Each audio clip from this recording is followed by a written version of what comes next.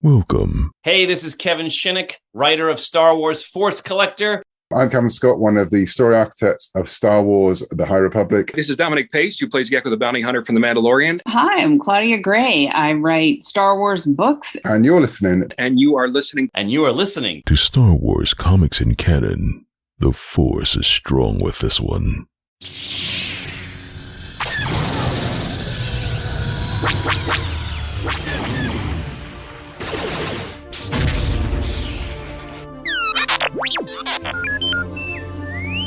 Hello there and welcome to Star Wars Comics in Canon, your guide to the wider Star Wars canon through the comic book lens. And to take you on this journey, I'm your host, Mike Burton.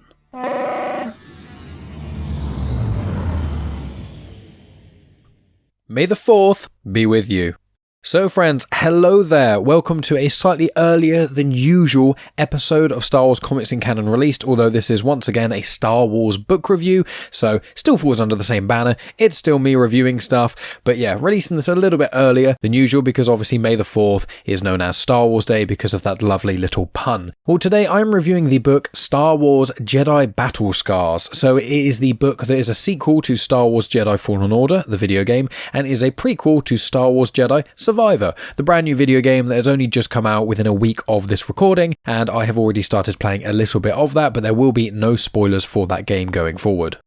There's a little bit of information of how I deal with book reviews, so this won't be quite as in-depth as my High Republic book reviews, which are 3-tiered. This is instead just going to be 2-tiered. So I'm going to give you my spoiler-free thoughts and some information about the book itself and those sorts of things. Then I'll give you a spoiler warning, and then I'll delve into my thoughts of this book with all of its plot and themes and that sort of stuff fleshed out. And then right at the end, I'll give you a plot overview to give you an idea of what is actually contained in this book if you don't have the chance to pick it up, but you do want to know the story before delving into Jedi Survivor. I will read the blurb / the publisher's summary as well, but I'll save that to the end of my spoiler-free review just so anyone who is listening to this can get a really good idea of what's to come at the right moments in this review. And I'll do that because often the blurb / publisher's summary has a little bit of spoilery stuff in it and kind of gives quite a big hint to what the book actually entails. And I do have issues with certain elements of how this book was shown in the promotion of it. Even the cover art, I think, gives quite a few spoilers away, but I'll delve into all of those thoughts shortly. So before giving my actual thoughts, a little bit of information on this book. So it was released March 7th, 2023, and it is written by Sam Maggs. Now, timeline-wise, it seems to be between 12 years before the Battle of Yavin and 10 years before the Battle of Yavin, because Jedi Fallen Order takes place around 14 years before the Battle of Yavin, which is about 5 years after Revenge of the Sith, whereas Jedi Survivor takes place around 9 years before the Battle of Yavin, which is, 9 years before A New Hope, 10 years after Revenge of the Sith, and Battle Scars is like somewhere between there. It says it's set a few years after Fallen Order and then a few years before Survivor, so in very easy layman's terms, Revenge of the Sith is 19 BBY, Fallen Order is 14 BBY, Battle Scars is between 12 and 10 BBY, and then Jedi Survivor is around 9 BBY. So still almost a decade before the events of A New Hope, so we're right in the middle of that era between the Republic and the Empire. Now, I will note here there is also some other tie-in media with Star Wars Jedi as a series, the books and etc. And that is Jedi Dark Temple. Now, in the first game, Fallen Order, you meet Cere Junda, who becomes the main character, Cal Kestis, becomes his kind of Jedi mentor, as it were.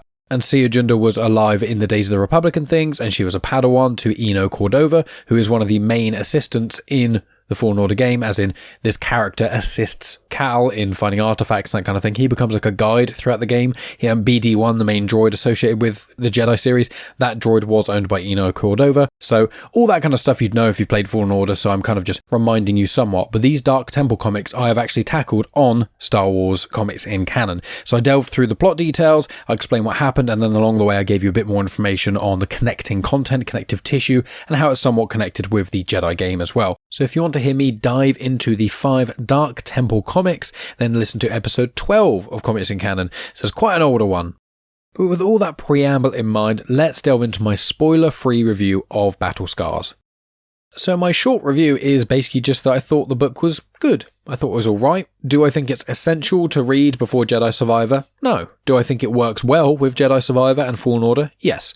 Part of me believes that this should have been released a while beforehand, because Jedi Survivor came out end of April and this book was released like early March, and I feel like people were already quite hyped for it by then, and giving someone less than 2 months to read a book, as well as all the other Star Wars content that's coming out, I feel like it was too close to the mark. Maybe it was an issue with Sam Max, maybe it had to rewrite stuff, maybe there was a printing delay, maybe there were other issues and things at play, but I feel like this book maybe should have been released sort of January time, maybe even sort of January, February, because then that gives, like, it's another punch to the promo machine for Jedi Survivor, but then it gives people a little bit more time. So I read this, I wouldn't say I rushed through it, but I didn't want to take notes like I do with the High Republic comics, because it takes a long time to write notes after like every chapter and noting down certain characters or events to pop up that are either similar or connected to other things. And obviously in my High Republic reviews, I'm doing every single piece of High Republic content, every book, every comic, audio dramas, etc. So all of that stuff is all interconnecting very heavily. So I want my High Republic reviews to be quite in-depth. When it comes to this, it was just kind of a one-off. I read this book for me. I didn't actually plan on doing it for a podcast. Then I thought about doing it as a Patreon thing, because obviously there's a couple of canon book reviews that are only on Patreon, and then there's quite a few Legends reviews that are on Patreon that you can't find anywhere else. So I thought about doing that, but then with May the 4th being on a Thursday, book reviews generally being a little bit easier to record than the normal comic reviews, because I can kind of waffle and ramble a little bit, whereas the comics ones I'm very specific and things, so I'm a lot more hot on with editing and etc. So I thought it would be really a good opportunity as well. It's quite fun. We've had a week since Jedi Survivor came out, and so people getting into the game and things, people might be interested to hear what happened before the game. But yeah, I think this book was good.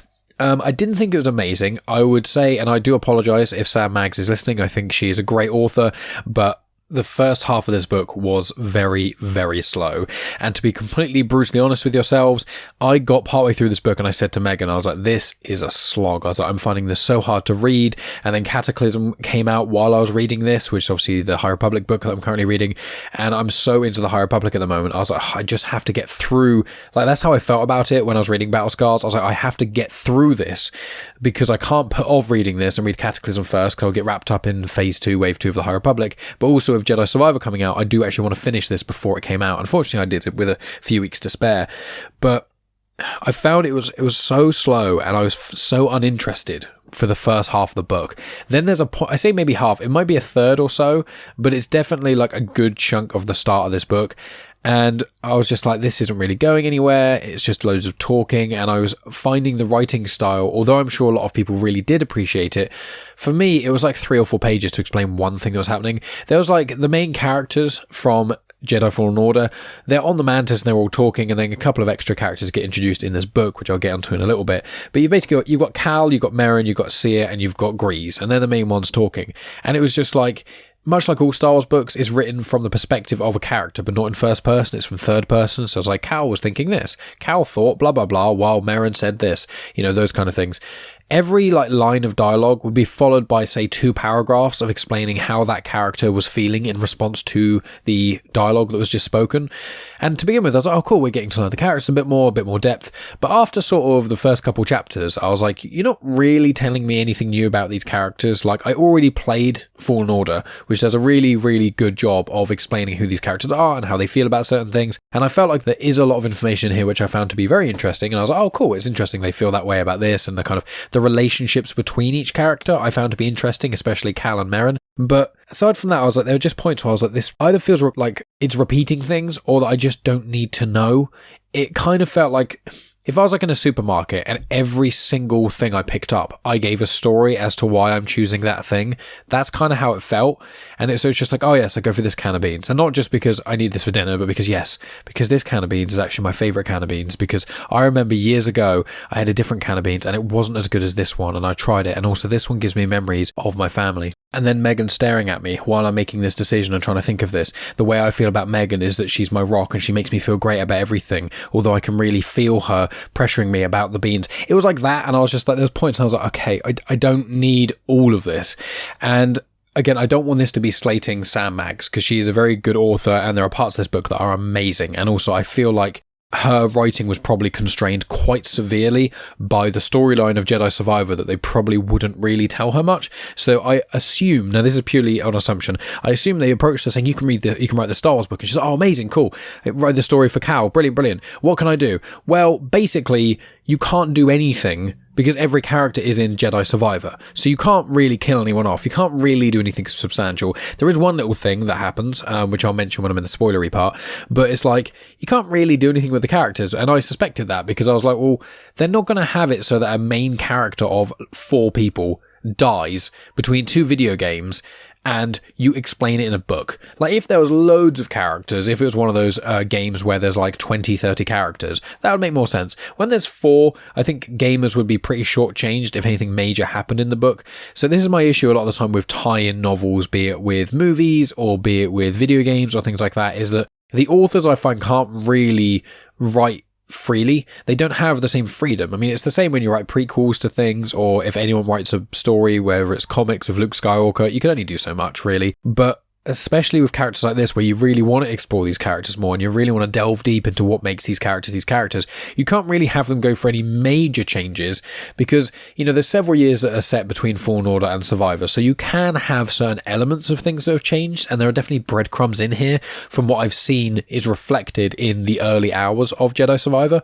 But I feel like a lot of this book was just kind of fluffing, in a sense that it was just probably only about half of this book really needs to be told, but then it would be like a short story, like a novella, and I feel like Star Wars don't really do that very much, and usually novellas when they get released aren't really considered. It's kind of like when a band releases an EP. If a band releases an EP, even if it's amazing, it doesn't have the same weight to it as if a band releases an album. It's just one of those things. Same with a book and novella. Like the greatest novella ever, how many prominent book readers can say what the best-selling novella of all time is? I bet not very many, but I'm sure most people could name some of the top 10 best-selling novels of all time, or at least some of the authors of said novels. So that's kind of probably why I think that's the way. And so I want to clarify, I did enjoy the book. It's just the second half is so much better. There's a few parts in this that are really, really interesting and really enjoyable reads. But again, it feels like a lot of this was constrained, and a lot of this just, I wouldn't say unnecessary, but I feel like pretty much everything in this probably could have been told in like a 5-part comic series. And I know I'm a bit of a stan for comics, but like, as an example to counter that, I'm reading the Thrawn book. Obviously, I did the comic review of that a while ago. It was the 6 comic issue adaptation of Thrawn. I wasn't a fan, so I didn't bother with any of the other Thrawn books, even though I like Thrawn as a character from Rebels. And then recently I've just kind of decided, okay, I've got a year of Audible subscriptions, people keep going on about the Thrawn books, so I'll give it a proper go. So I gave Thrawn the audiobook a go. It's like 16 hours long, and I'm loving it, to be honest with you. I think it's absolutely brilliant. So I think the comic adaptation of that doesn't work because there's so much weight to Thrawn and there's so much intrigue in there and there's so many elements of the characters. I don't think a comic series can really adapt that very well. Whereas I feel this is the opposite. I feel like some of the best elements in this were some of the action scenes, which I think would work really, really well in comics. And there's certain visual elements of this that I think would work so well being printed. But a lot of the other stuff, like the first few chapters, really just was so sluggish, and I feel like a comic may have helped that along a bit because it would have cut the fat a little bit of those elements that I'm being critical of, the parts I'm just like, I don't need 4 paragraphs to explain one conversation between Cal and Cere. I don't need that. It's not, for me, that doesn't add anything. I want lore, I want depth on characters, or I want plot. They're the main things I want from a Star Wars novel. Like, action scenes are great and they're fun, but that's not specifically what I want. But the first few, the action scenes in this, as I said, they are good, but you can feel that Sam Maggs really liked the video game. Like, you can really feel that. It feels like it's written by a fan of a video game, which is really cool, and it really connects in with that. But this definitely doesn't stand alone. If you're not interested in the video game, you wouldn't read this book. I'm sure there are going to be a few people who are like canon completionists, and will probably watch people play Fallen Order and Survivor just to get the story beats, or maybe get a novelization if they even make the novelization of games, which I don't think they do anymore. I remember they used to because it did with Force Unleashed, but I don't recall seeing one for Battlefront 2 or Squadrons for that matter. I just know there's like tie-in comics and books that kind of link in with Squadrons and Battlefront 2. Obviously, there's the 2 Battlefront 2 books. Inferno Squadron and Twilight Company, the 2 Battlefront 2 books. And then you've got the Alphabet Squadron trilogy, which I think ties in with Squadrons quite well as well. So, I don't know. It's one of those where I did enjoy this. Like, I am glad I read it, but it was such a slog. And this was, in all honesty, probably my least favourite canon novel, I think, so far. And again, I think the majority of the reason for that is just the nature of this book itself. Like, some of my least favourite comics have been these prequels or these one-shot comics because they don't really have the room to grow and don't really have that breathing space where a writer can start with an idea and it develop into something more complicated and interesting. You know, with Charles Soule's 2017 Vader run of comics, it's just phenomenal. There's so much you can do with Vader that I didn't even really realise till I read those comics, and so much more to Vader that I'd want to know, whereas this book didn't really have that. I was quite interested to hear more about Cal, or more about Merrin, and it's like, it just felt like a lot of it was repeating the stuff we already knew in the game, so I feel like you don't need to read this book at all to really get to grips with what's going to be in Jedi Survivor. Yeah, there's like a few cosmetic changes, and there's, when the game starts, you know, Jedi Survivor, it's a very, very minor spoiler bits and all the marketing and everything, which is just Cal is basically by himself. That's how the game starts. And I was like, oh, maybe the book's gonna kind of show that. Not really. And because I also realised partway reading this book, I was like, they're not going to use this book to explain the start of that. What they're going to do is use the book to explain breadcrumbs, and then when you play the game itself, Cal is going to figure out himself, because they're not going to just repeat stuff in the game in the book. And so, yeah, in that regard, I felt like, unfortunately, this was hurt a little bit just by the medium that it was. I will also add here that Jedi Fallen Order, I think, is a phenomenal game. Both playing it is really, really fun, but the story of it is absolutely fantastic. I absolutely loved that.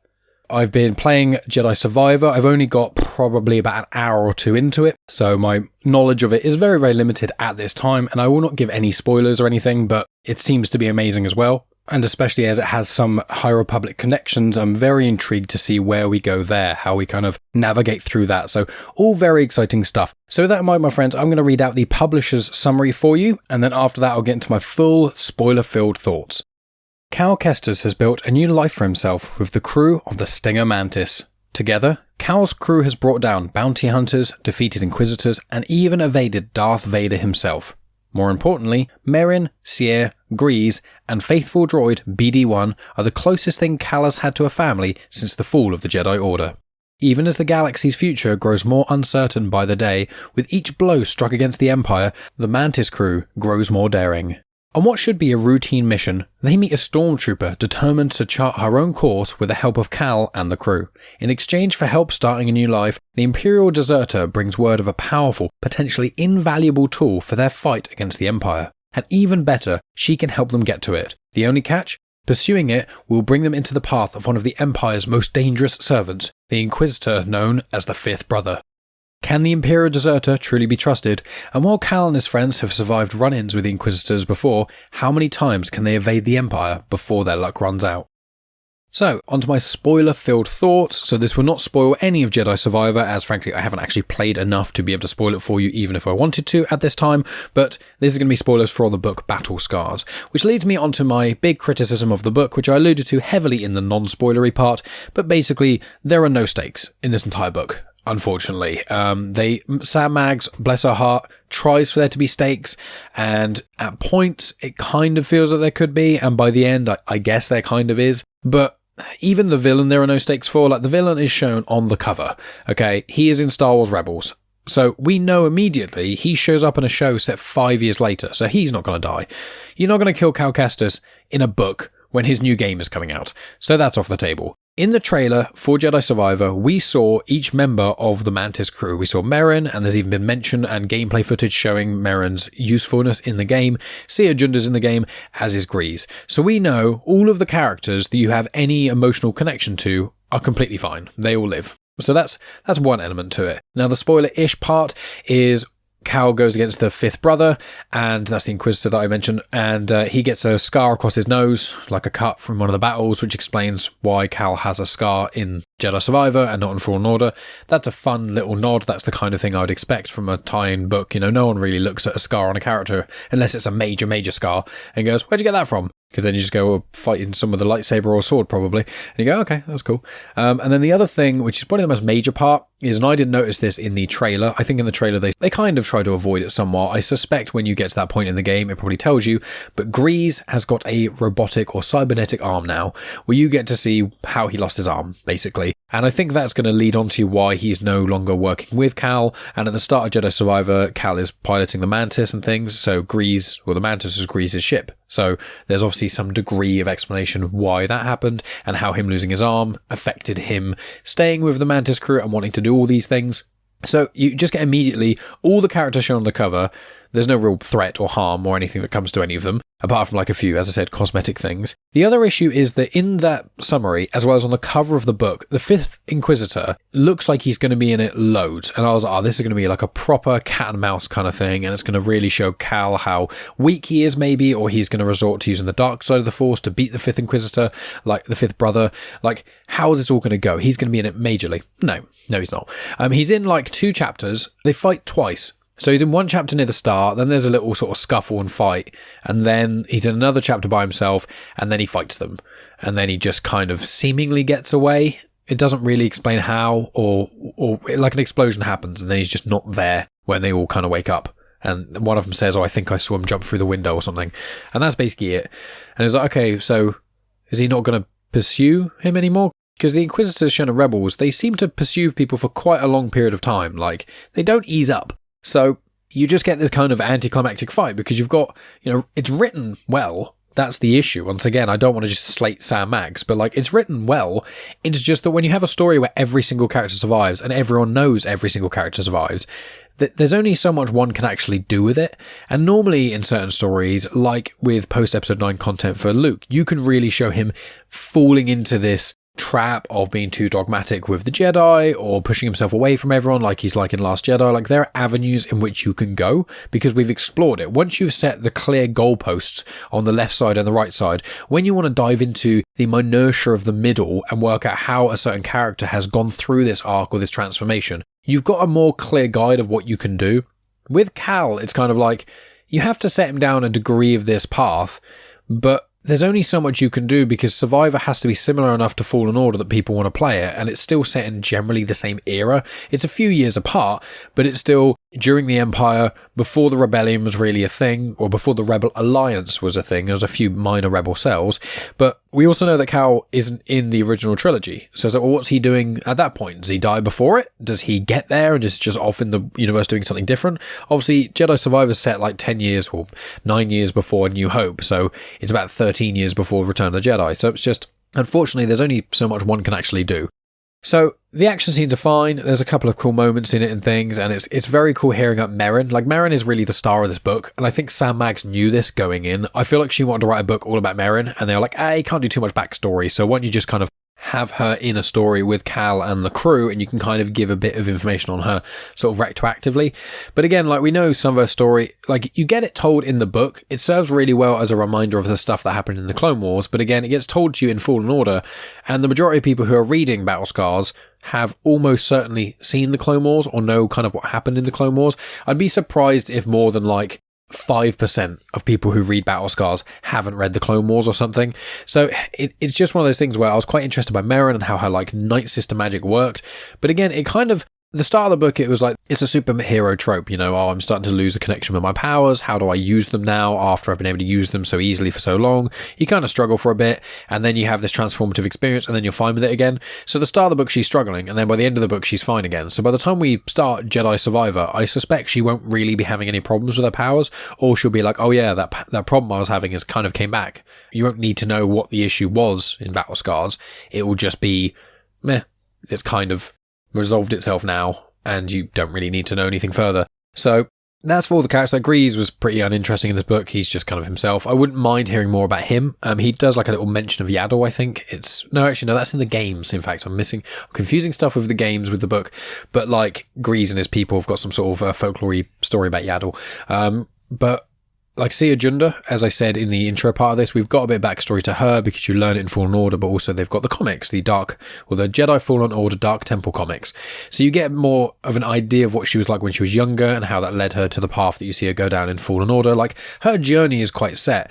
Grease we know basically nothing about. I'd been interested for this to more focus on Merrin and Grease and to kind of see what they're more about, I guess. But I feel like Grease is taking a bit more of a back step in Jedi Survivor. So maybe the book was like, hey, we don't want you to write loads about Grease because we're somewhat kind of phasing him out of Jedi Survivor. So you can kind of focus on Merrin a bit, which again, I think is what Sam Maggs wanted. But there's only so much you can do if the character's journey can't really change from what it ended with in Fallen Order. So a lot of it is about like relationships in a way, and it's exploring Merrin being pansexual, which is fine. You know, I don't think her sexuality has any bearing of her character, nor do I think it does with pretty much anyone. It's just like, okay, that character's into, you know, this group of people, or they're into anyone, or whatever. Like, it means nothing to me, but it's nice getting that representation. I'm sure a lot of individuals who identify as queer or pan really enjoyed the fact that a character like Merrin, who I think already had quite a lot of people from the LGBTQ plus community like connect with on an emotional level, I feel like her coming out in a way, or showing herself to be that way, really helps a lot of those individuals. You know, it's all about, Star Wars should be representing people. I believe that. And it's all about found family, and it's about who you are, and about the universe may not like you for who you are, but that doesn't mean that you're wrong in that. You know, all the kind of allegory with the Emperor or the Empire and the Jedi and all that kind of stuff. Like, there's loads about it. There's whole books that can be written, I'm sure are. There's whole podcasts that are done that I'm sure are all about the social commentary in Star Wars and things. So Merrin being pan in this doesn't mean anything to me necessarily. I'm glad they did it, because it only really be good things, isn't it? It only really works out for other people who are reading this content. But the whole kind of the catalyst of this, and it says it in the publisher's summary, is basically a stormtrooper meets Merrin and wants to defect. This stormtrooper is called Fret, and Fret is quite a cool character. I quite liked Fret, actually, but then I was like, if this character's being introduced in Battle Scars, one of two things is going to happen. They're either going to be in Jedi Survivor and like die right at the start, or they're not going to be in Jedi Survivor at all. And as far as I can see, it's probably the latter. I can't really see any sign of Fret being in it. And the way the book ends is strongly insinuating that you're never going to see Fret again. In fact, I think one of the lines is Merrin saying, I don't know if I'm ever going to see her again. And one of the friends being like, oh, you might, but probably not. So Fret is a character I did enjoy. Her relationship with Merrin was fine, but I'm not sure how much it necessarily added. You know, aside from it being a way for Merrin to kind of get her fire back, which is kind of her plot line of like she's losing her connection to Dathomir, she's feeling quite isolated, and, you know, being with a couple of Jedi on board, and Grease, she doesn't really get to express her emotions very much, so she's feeling a little bit repressed. And so when Merrin meets this person who she can kind of fully be herself around, it allows Merrin to kind of air out some of the things that she has, and then gets her connection back to Dathomir so that she can use the Ninth Sister magic. Like, that's generally the plot of this. This book is called Battle Scars. It's kind of dealing with people's PTSD, but Cal's kind of trying to not talk about it and avoid it. Grease doesn't talk about anything. Cere's kind of over it now because she kind of got over that in Fallen Order. So it's really just Merrin, and it's just Merrin basically doesn't have her powers, has some basically sex with Fret. It's very, very, very, very heavily insinuated, but it's all but said, let's say it that way. There's quite a couple of steamy scenes, shall we say. So it's like, well, there's a physical relationship there. Something happens, and there is an emotional connection there. There's a spiritual connection there. There's a lot of connections. Like, Merrin just met a kindred spirit, and then because of that, it kind of ignited her fire again. But while all that's going on, obviously the fifth brother's somewhat pursuing them and doesn't succeed. But then Fret, being a stormtrooper who's defecting and whatnot, has got this connection to a person who is developing something called the Shroud. Now, the Shroud is meant to be this like unbeatable, undetectable thing. You're meant to be able to like wear it or activate it, and you won't show up on any like video footage. You won't show up on any scans, be it organic or electronical scans, or scans by ships or planetary scans, like any type of scan, or even if like an astromech like scans you while being right in front of you. In theory, nothing will show up.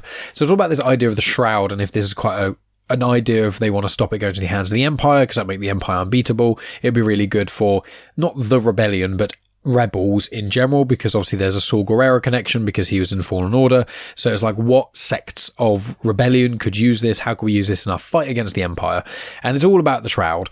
And obviously I said this is the spoilery section, so be warned, I'm about to tell you, they don't get the Shroud. It's just like a prototype. It's not even a prototype. It's like a theoretical device, and then the creator of it by the end kind of goes, yeah, it doesn't really seem like I can actually even make this. It seems to be basically impossible. So yeah, let's just hide. And I was like, oh, okay. I mean, that's fine. But again, it's just one of those, it's zero sum. Like this book, the way it starts is the way it ends. There's not really anything added to it. And that's one of the big problems with this. So Fret's quite cool, I said, Stormtrooper and things. And then you've also got someone called, I think it's Irei, I-R-E-I. So there are 4 sensitive Nikto, specifically Kadasa Nikto. And so she used to be in a relationship with Fret, while Fret was a stormtrooper, and then Fret wanted to kind of leave the Empire, but also kind of didn't. And Irei was a Force-sensitive individual, and so wanted to create this thing called the Shroud.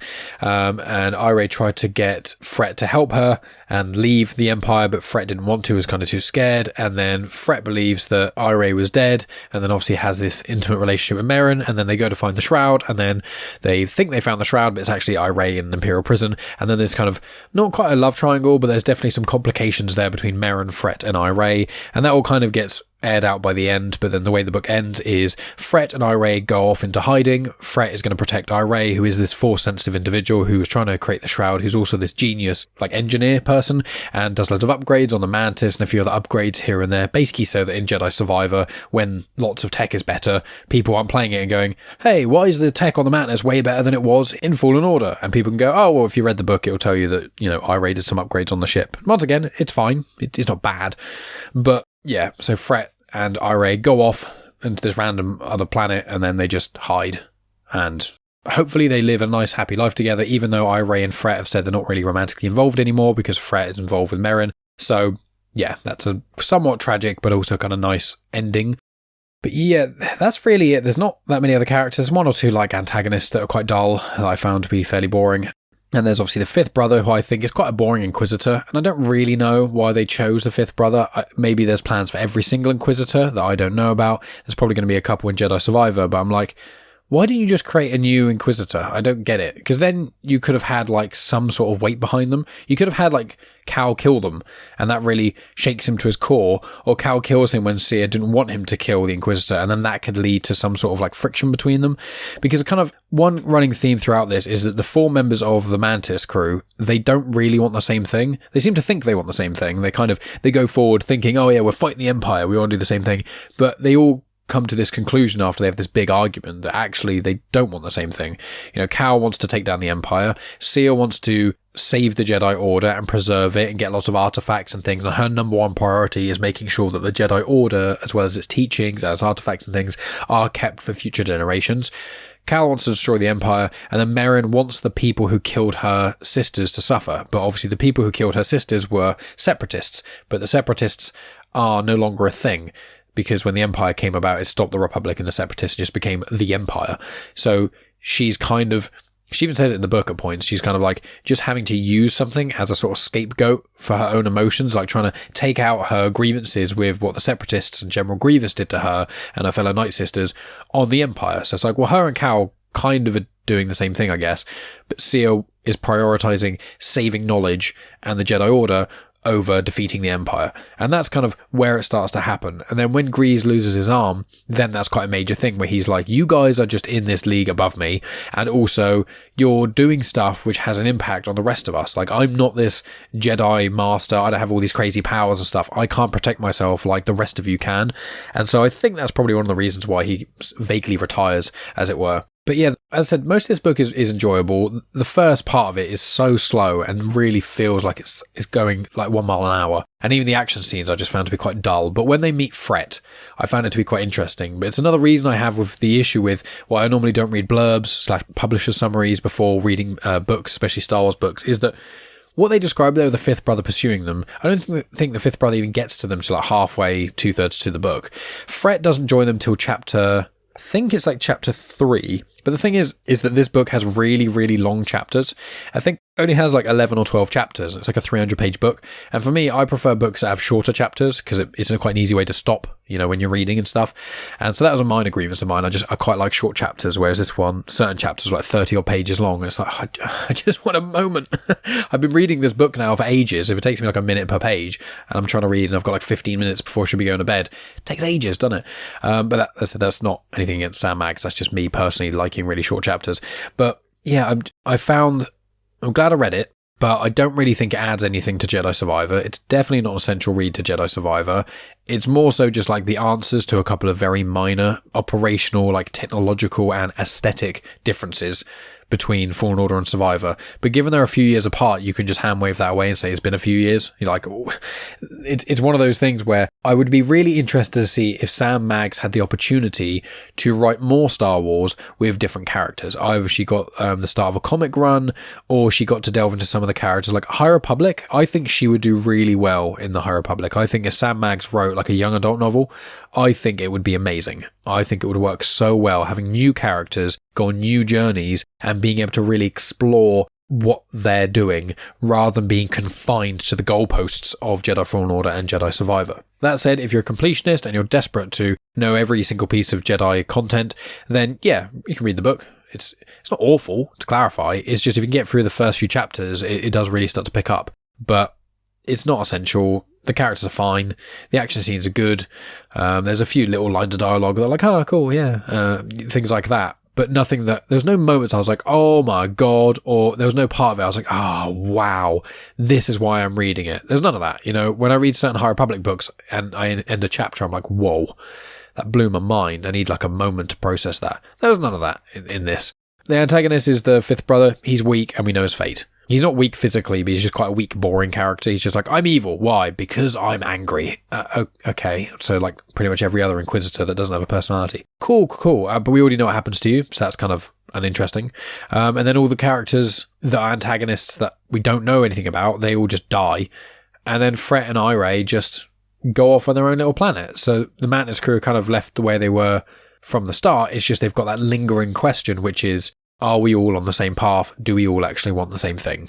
And that's what Jedi Survivor is going to kind of birth from. And as I said, I suspect when Cal talks to each of the characters in Jedi Survivor from the Mantis crew, I imagine each conversation with them will probably either give a flashback or give some information on the explicit reasoning as to why they're no longer a crew.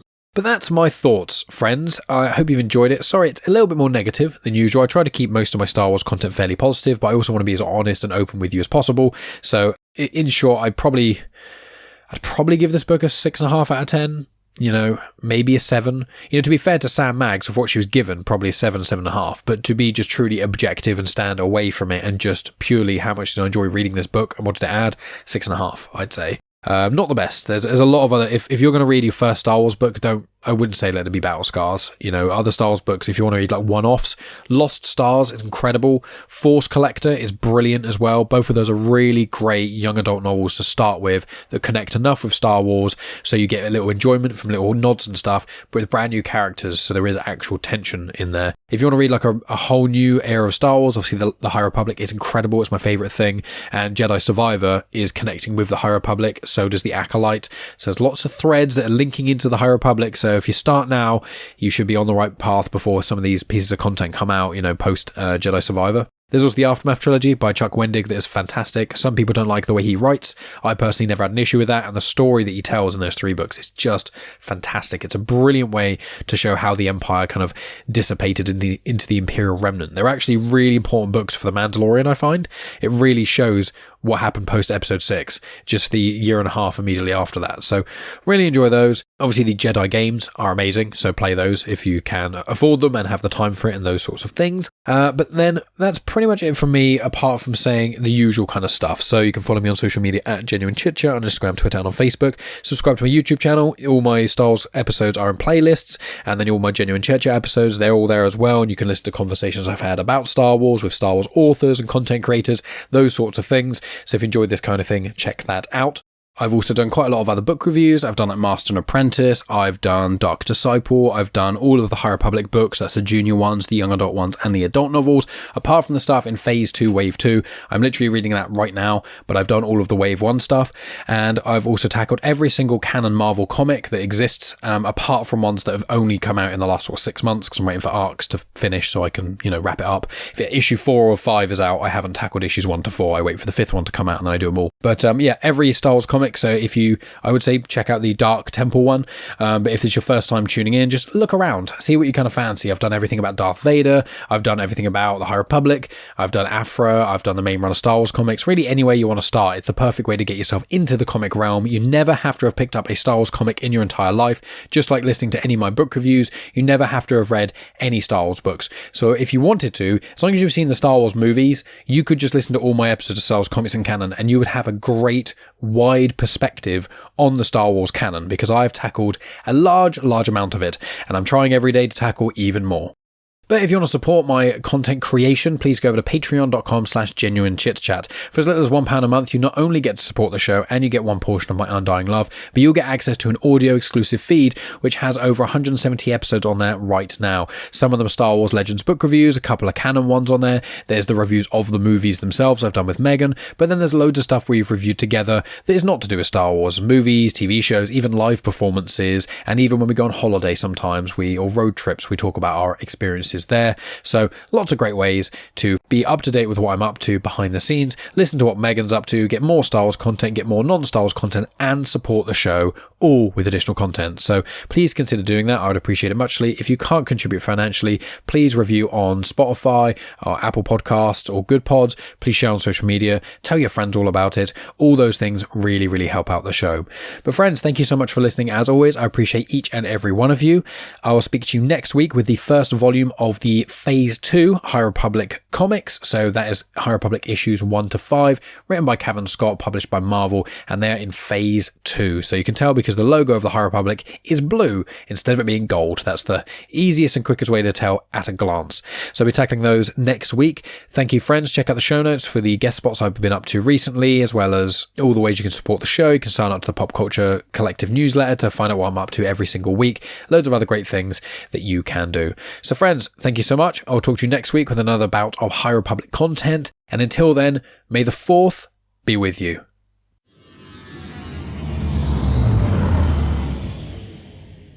The intro for Star Wars Comics and Canon is arranged by myself, Mike Burton, and the backing music was made by Eric Matias of soundimage.org. You have just experienced host, creator, everything elser of Genuine Chit-Chat, and also the host and creator of Star Wars Comics and Canon, found on the Comics in Motion podcast, Mike Burton.